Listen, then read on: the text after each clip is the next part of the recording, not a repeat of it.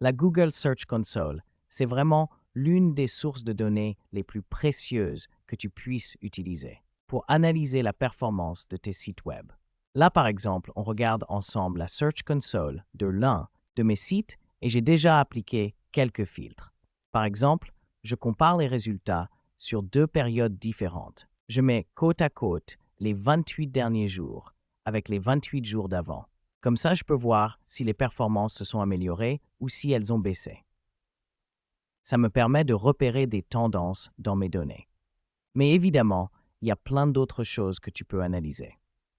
Tu peux par exemple explorer les données liées aux requêtes, aux pages, aux pays, aux appareils, ou encore suivre le positionnement sur un jour précis. Mais tu peux aussi aller plus loin, par exemple en étudiant les mots-clés longue traîne ou l'intention de recherche, en utilisant le filtre de requête avec une expression régulière.